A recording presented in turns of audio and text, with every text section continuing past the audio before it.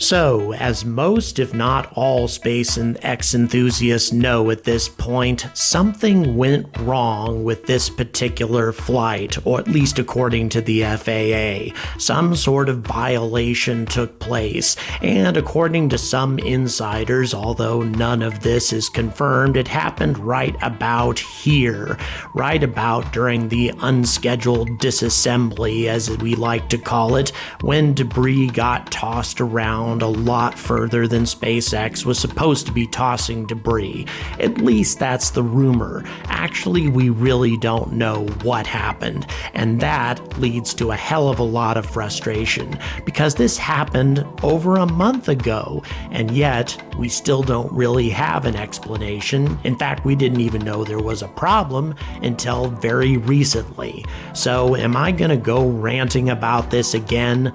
Well, no, I'm not. Instead, I'd like to talk about how exactly we're planning to maneuver around for hours at a time on the surface of Mars in something like this.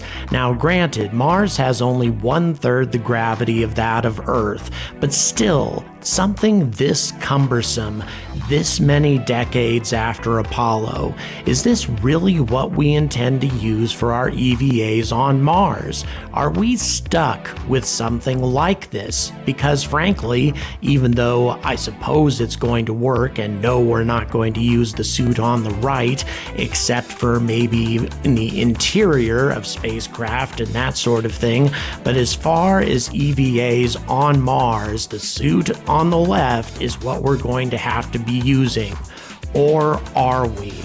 I mean, what would happen if this young lady had the option of wearing an EVA suit that looked a lot more like her, something that fit the shape of her body without encumbering her? Doesn't this seem impossible? I mean, the pressures on Mars and the cold and other harsh environmental conditions seem to make something like this impossible, doesn't it? Well, actually, it isn't. And not only that, as you can see, the suit sort of lacks one big thing. Oxygen tanks, environmental controls, that sort of thing. But what if you could take that along with you without having to pack it on your back like the guy on the left? But is any of this possible? Well, this young lady thinks that it is, and she's Dava Newman, a former deputy administrator over at NASA and current MIT engineer, and she and others are looking to liberate the human species when they're conducting an EVA on the surface of Mars. How? Well, we're gonna find out in just a few minutes.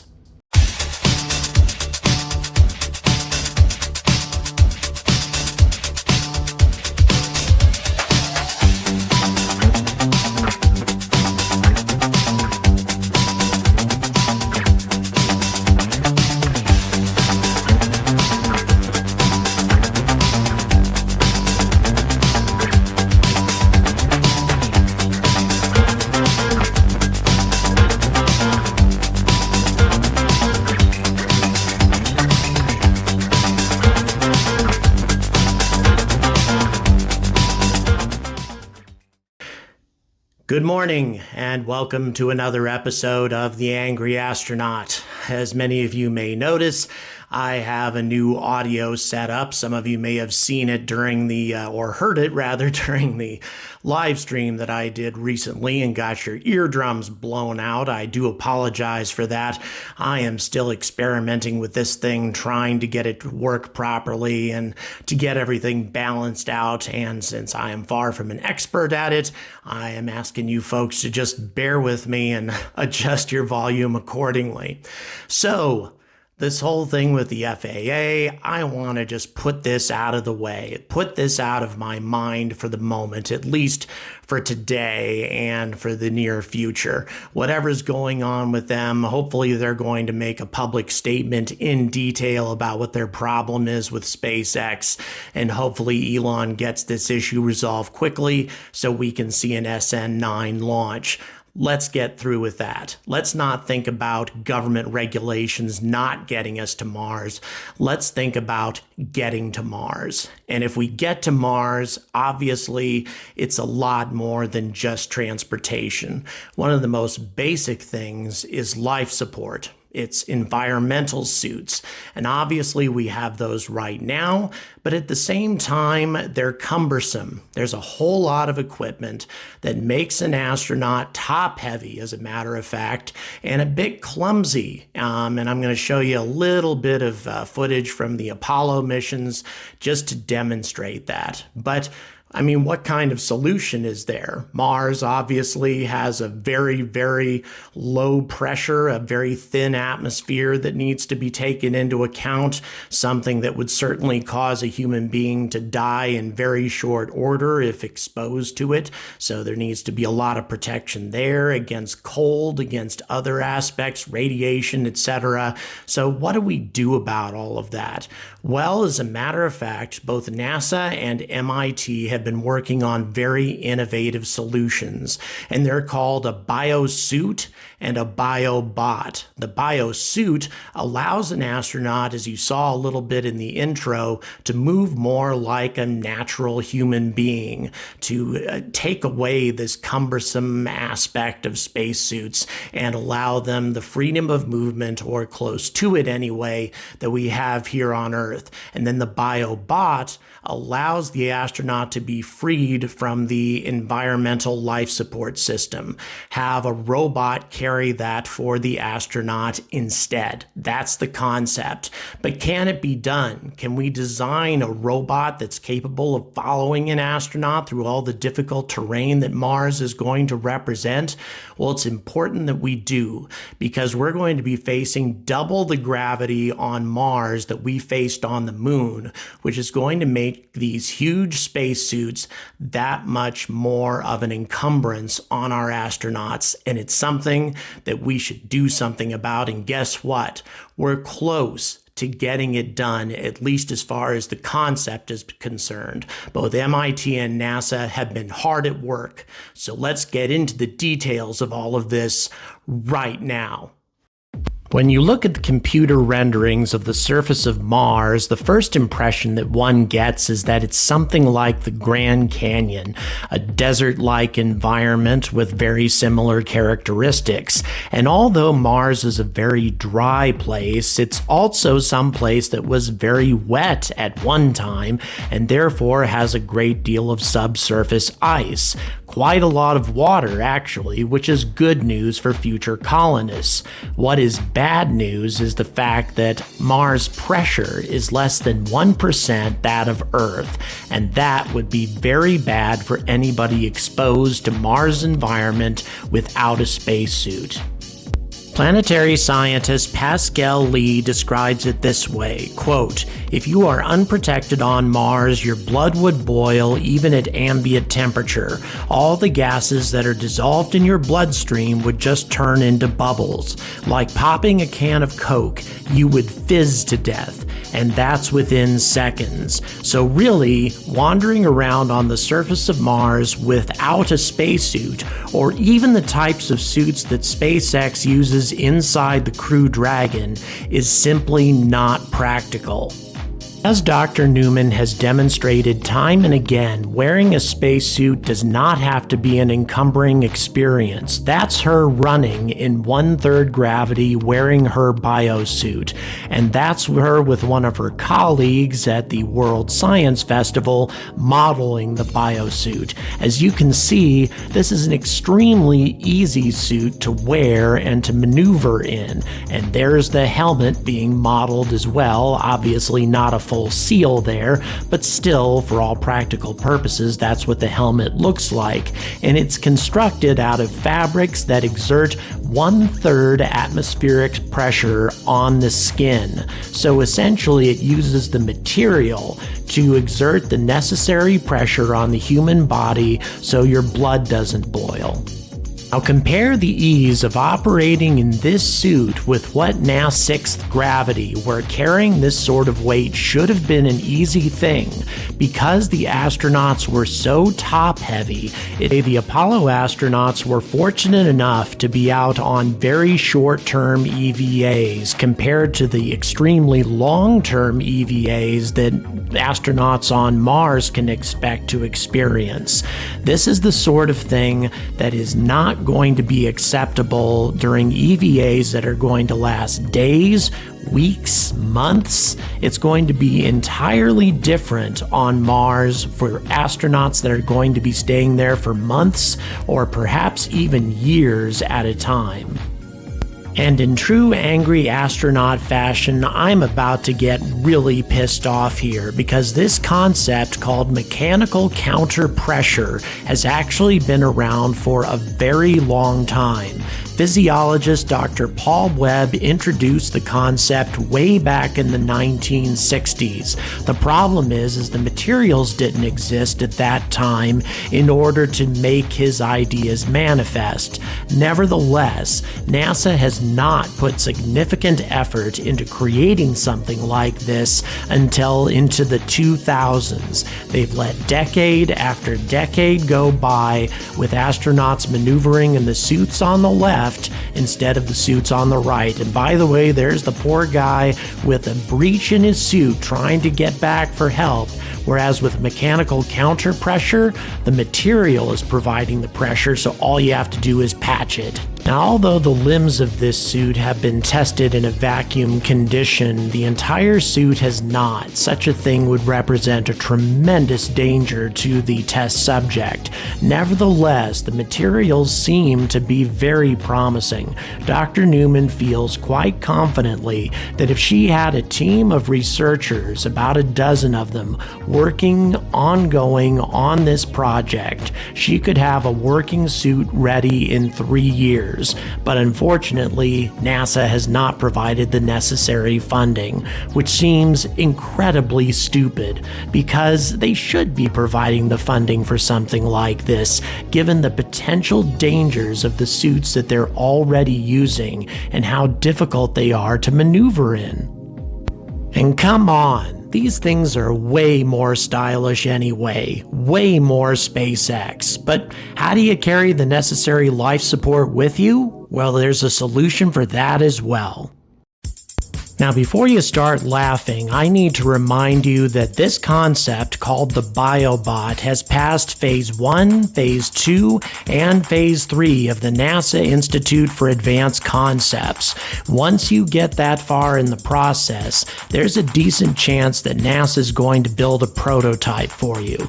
Now, obviously, this design is little more than hooking life support up by using a rover, which would really hinder the astronauts' maneuverability.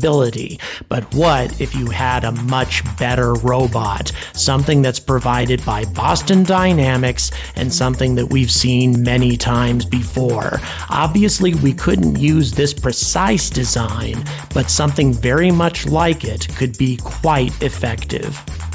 Put in its simplest terms, the Biobot design calls for a robot that's capable of traversing the Martian terrain at roughly the same speed as an astronaut, and granted, Spot here from Boston Dynamics can't quite do that, but at least it can maneuver around obstacles by itself without any human guidance.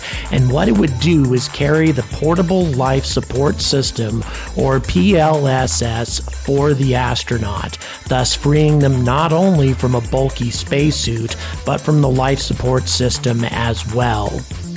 Just as was the case with the Biosuit, the Biobot designers point out the fact that explorers on Mars will probably be spending a whole lot more time in EVA than the astronauts on Apollo did, perhaps as long as several days out of every week during their stay on Mars. If we're talking about Martian colonists, it could be even longer, and the bot could not only carry the life support system for the astronaut, it could also carry tools, consumables, all sorts of things that an astronaut would need without the astronaut having to carry it themselves. Now, the design also calls for the bot to be able to traverse slopes of up to 30 degrees, obstacles of up to 30 centimeters in height, and soil parameters based on data from both the lunar and Mars exploration missions. Vehicle speeds have to be about 3 meters per second on level ground, about 1.5 meters per second in the presence of obstacles and 10 centimeters in height, and 1 meter per second on slopes of up to 30 degrees. There are other designs also that include it carrying an additional EVA pack in the event that an astronaut is in an emergency situation and the bot needs to provide life support for 2 astronauts.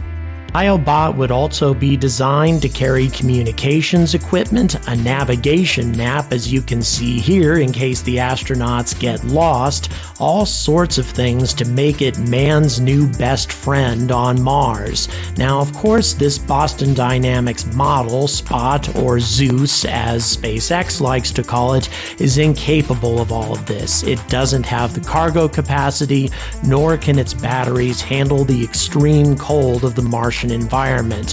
But the point is that the technology exists right now for us to make a biobot to support astronaut operations in the future on the Red Planet. Now, it has been argued that some of the newer models that Boston Dynamics and others have been coming up with lately, as in more human-like designs, may make astronaut EVAs obsolete, make them completely unnecessary. But I tend to disagree with this philosophy. Until we come up with human-like artificial intelligence, we're always going to need astronauts. And if we're going to need astronauts, we're going to need life support. And life support carried by one of these guys would make life a whole lot easier for an astronaut. As a matter of fact, a future populated by people in biosuits and accompanied by robots like Spot, providing them with the support they need to survive on the Red Planet, is a future that I find very compelling. So, pretty damn cool stuff, huh? At least I think so. As frustrated as we can get with government agencies, with the FAA and their obstructionism and that sort of thing, and talking about how we're never going to get to Mars because of agencies like this, there are other government agencies, and of course that being NASA, who are at the forefront of getting us to Mars. Maybe not in terms of transportation. Obviously, the SLS is not something that's going to get the human species to Mars, at least not in large numbers, but at the same time, in terms of all the other practical innovations that Elon is going to need if he wants to establish a self-sustaining community on Mars. These innovations are being sponsored by NASA. They're being created by organizations that are supported by NASA. And that's something that we always need to take into account anytime that we get mad at the government, is there are other aspects of the government that are going to be as helpful to our objective, to our goal, to our dreams of getting to the Red Planet, as they are going to be hurtful, just like any double-edged sword, I suppose. So, all of that having been said, the Biosuit, the Biobot, pretty neat stuff. And if they can be successfully created and made practical, then they can allow the human species to operate on the surface of Mars for sustained periods of time, which we're going to have to do if we're establishing permanent colonies there.